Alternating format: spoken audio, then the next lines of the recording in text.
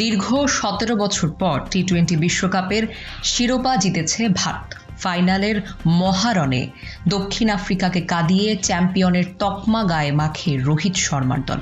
তবে এই ম্যাচে প্রোটিয়া ব্যাটার ডেভিড মিলারের আউট নিয়ে প্রশ্ন উঠেছে। ১৭৭ রানের লক্ষ্যে ব্যাট করতে নামা দক্ষিণ আফ্রিকার একটা সময় ৬ বলে লাগে ১৬ রান। লং অফে হার্দিক পান্ডিয়ার ফুল টস বল উড়িয়ে মারলেন ডেভিড মিলার, কিন্তু সেটা সীমানার কাছ থেকে তালুবন্দী করেন সূর্যকুমার যাদব। নিয়ন্ত্রণ হারিয়ে দড়ির বাইরেও চলে যেতে হয় তাকে। এ সময়টায় শূন্যে বল উঠছিল, পরে সেটি আবার ধরেন সূর্যকুমার। টিভি রিভিউ দেখে আউট দেন রিচার্ড কেটেলবোরো।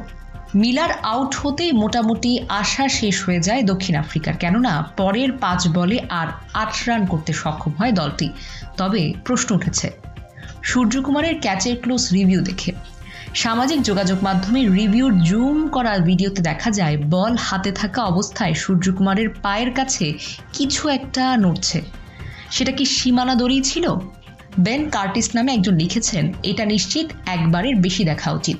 এমনি বলছি, বাউন্ডারির দড়ি মনে হচ্ছে সরে গিয়েছিল।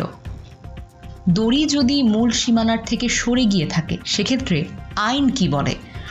ক্রিকেটার অ্যালমানাক্ষেত উইজডেন জানাচ্ছে, আইসিসির প্লেইং কন্ডিশন অনুযায়ী ১৯.৩ অনুচ্ছেদে বলা হয়েছে, সীমানা চিহ্নিত করতে ব্যবহৃত কোনো কঠিন বস্তু যদি কোনো কারণে বিঘ্নিত হয়, তাহলে সীমানাটি তার আসল অবস্থানে আছে বলে বিবেচিত হবে।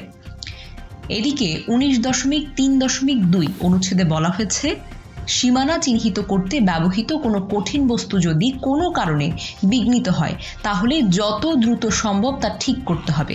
খেলা চলতে থাকলে বল ডেড হওয়া মাত্রই এ কাজ করতে হবে। এখন প্রশ্ন উঠেছে, তবে কি মিলার ও দক্ষিণ আফ্রিকা অন্যায়ের শিকার হলো? কে জানে, আউট না হলে হয়তো পরের ৫ বলে ১০ রান নিয়ে ফেলতেন টি-20 বিস্ফোরক ব্যাটার। মিলারের পক্ষে এমন কাজ কি অসম্ভব? News desk, UKBD Times.